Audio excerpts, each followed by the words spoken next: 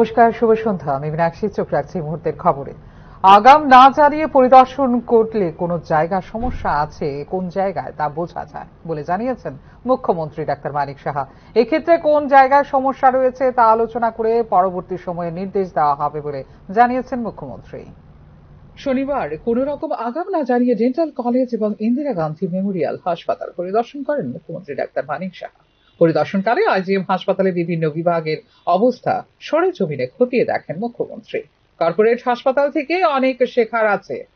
Corporate থেকে 10 গুণ বেশি খরচ করা হয় সরকারি হাসপাতালে। যে ঘাটতিগুলো নজরে পড়ল তা নিয়ে আলোচনা করে পরবর্তী সময় নির্দেশ দেওয়া হবে। তবে হাসপাতালের পরিষেবা আগের তুলনায় অনেক ভালো বলে আইজিএম হাসপাতাল পরিদর্শন শেষে জানিয়েছেন মুখ্যমন্ত্রী ডাক্তার মানিক সাহা। অথচ কর্পোরেট সেক্টরে যত পয়সা খরচ না করে এর 10 গুণ খরচ কিন্তু আমাদের সরকারি হাসপাতালগুলোতে খরচ হয়। আমি আজকে দেখে গেলাম বিষয়গুলো এবং যেখানে যেখানে আমার চোখে পড়লো সেই ঘাটতিগুলো কীভাবে মেটানো যায় সেগুলো নিয়ে আমি বসবো বা সেই ডিরেকশন থাকবে। আসার উদ্দেশ্য এটাই, এবং আগের থেকে যতবার আমি এসেছি কেন আগের থেকে অনেক বেটার। আমি এখানে সুপারিনটেন্ডেন্ট ডাক্তারবাবু আছেন, আমিও দেখলাম অনেক বেশি অ্যাক্টিভ। বসা টসার বিষয়ে আমি বললাম এবং পরিষেবার তো অন্তহীন।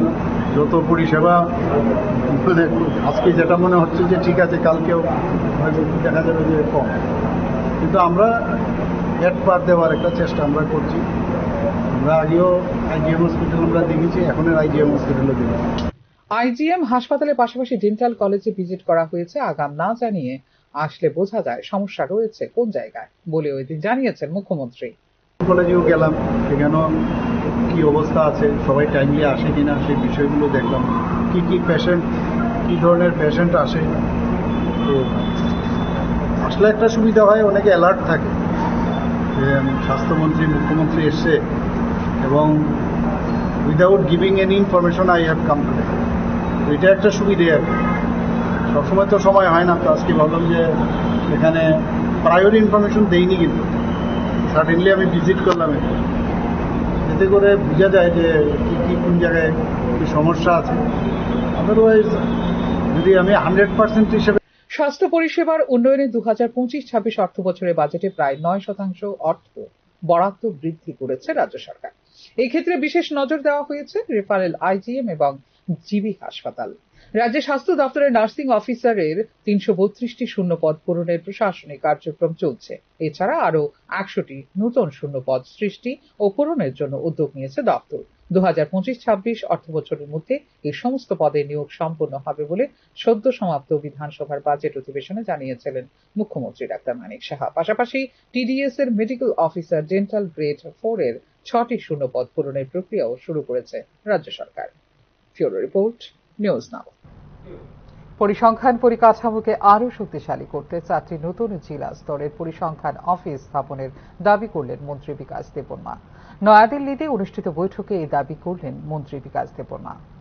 পরিসংখ্যান ও কর্মসূচি রূপায়ণ মন্ত্রকের উদ্যোগে শনিবার নয়াদিল্লিতে অনুষ্ঠিত হয় বৈঠকে অংশ নেন ত্রিপুরা পরিকল্পনা পরিসংখ্যান দপ্তরের মন্ত্রী বিকাশ দেববর্মা। রাজ্যে পরিসংখ্যান পরিকাঠামোকে আরও শক্তিশালী করতে 4টি নতুন জেলা স্তরের পরিসংখ্যান অফিস স্থাপন এবং পর্যাপ্ত জনবল নিয়োগের দাবি বৈঠকে উত্থাপন করেন মন্ত্রী বিকাশ দেববর্মা। উন্নয়নের সঠিক পরিকল্পনা ও কার্যকর বাস্তবায়নের জন্য নির্ভরযোগ্য ও সুগঠিত তথ্যভিত্তিক কাঠামো গড়ে তোলা অত্যন্ত জরুরি। রাজ্যের পরিসংখ্যান পরিকাঠামোর উন্নয়ন উন্নত ভারত 2047-এর বাস্তবায়ন এক গুরুত্বপূর্ণ ধাপ বলে জানিয়েছেন মন্ত্রী বিকাশ দেববর্মা। এই ধরনের উদ্যোগ উত্তর পূর্ব ভারতের মতো তুলনামূলকভাবে পিছিয়ে থাকা অঞ্চলগুলোকেও জাতীয় উন্নয়নের মূল ধারায় অন্তর্ভুক্ত করবে এবং দেশের সার্বিক অগ্রগতিতে গুরুত্বপূর্ণ অবদান রাখবে বলে এদিনের সম্মেলনে জানিয়েছেন মন্ত্রী বিকাশ দেববর্মা। সম্মেলনে নিজ নিজ অঞ্চলের চাহিদা ও পরিকল্পনা নিয়ে মতবিনিময় করেন বিভিন্ন রাজ্যের প্রতিনিধিরা। পরিসংখ্যান ভিত্তিক শাসন ব্যবস্থা এবং তথ্য নির্ভর নীতি নির্ধারণের উপর গুরুত্ব আরোপ করা হয় এদিনের বৈঠকে। ফিউরো রিপোর্ট, নিউজ নাও। চুক্তিবদ্ধ সরকারি মহিলা কর্মচারীদেরও চাইল্ড কেয়ার লিভ বা সিসিএল দেবার আবেদন জানালেন কংগ্রেস বিধায়ক সুদীপ রায় বর্মন। বিষয়টি নিয়ে চিঠি দিলেন মুখ্য সচিবকে। রাজ্যে চুক্তিবদ্ধ সরকারি মহিলা কর্মচারীদের শিশু যত্ন ছুটি বা চাইল্ড কেয়ার লিভ দেওয়ার আবেদন জানালেন কংগ্রেস বিধায়ক সুদীপ রায় বর্মন। আবেদনের প্রেক্ষিতে মুখ্য সচিবকে চিঠিও দিলেন কংগ্রেস বিধায়ক সুদীপ রায় বর্মন। চুক্তিবদ্ধ সরকারি মহিলা কর্মচারী মায়েরা তাদের শিশু যত্ন নেওয়ার ছুটির অধিকার রয়েছে। তাছাড়া নবজাত শিশুরাও যেন মায়ের মাতৃস্নেহ থেকে বঞ্চিত না হয় সেদিকে লক্ষ্য রাখতে হবে বলে চিঠিতে উল্লেখ করেছেন বিধায়ক সুদীপ রায় বর্মন। বর্তমানে স্থায়ী মহিলা কর্মীরা শিশু পরিচর্যা ছুটির এন্টাইটেলমেন্ট অধিকারী, যা তাদের পেশাগত দায়বদ্ধতা বজায় রেখে তাদের মাতৃত্বের দায়িত্ব পালন করতে অনেকটাই সাহায্য করে। কিন্তু চুক্তিভিত্তিক মহিলা কর্মীরা বিভিন্ন সরকারি বিভাগে গুরুত্বপূর্ণ ভূমিকা পালন করেন, তারপরও ছুটি থেকে বঞ্চিত বলে উল্লেখ করেন বিধায়ক সুদীপ রায় বর্মন। চুক্তিভিত্তিক কর্মীরা তাদের সন্তানদের প্রাথমিক পরিচর্যাকারী কাজ ও পারিবারিক দায়িত্বের ভারসাম্য বজায় রাখতে ব্যাপক চ্যালেঞ্জের সম্মুখীন হচ্ছেন। সিসিএল মঞ্জুর না করা হলে বিনা বেতনে ছুটি নিতে বা চাকরি ছেড়ে দিতে বাধ্য হন চুক্তিবদ্ধ মহিলা কর্মচারীরা, যার ফলে আর্থিক সমস্যার সম্মুখীন হন তারা বলে চিঠিতে উল্লেখ করেন বিধায়ক সুদীপ রায় বর্মন। তাই এই বিষয়টি খতিয়ে দেখার এবং চুক্তিভিত্তিক পরিষেবার অধীনে সকল মহিলা কর্মীদের জন্য ন্যায্য ও ন্যায়সঙ্গত কর্ম পরিবেশ নিশ্চিত করার জন্য প্রয়োজনীয় পদক্ষেপ নেওয়ার অনুরোধ জানিয়েছেন কংগ্রেস বিধায়ক Sudip Roy Barman. Bureau report, news now. শনিবার থেকে 12 এপ্রিল পর্যন্ত আগরতলা সাবরুম রুটে বাতিল করা হয় দুটি ট্রেন। দুপুর 1:40 7-5-6-8-8 নম্বরের আগরতলা সাবরুম ট্রেন এবং বিকেল 4:20 7-5-6-8-7 নম্বরের সাবরুম আগরতলা ডেমো স্পেশাল বাতিল করা হয়েছে বলে জানিয়েছে উত্তর পূর্ব সীমান্ত রেল। 13 এপ্রিল থেকে পুনরায় চালু হবে ট্রেন পরিষেবা বলে জানিয়েছে উত্তর পূর্ব সীমান্ত রেল।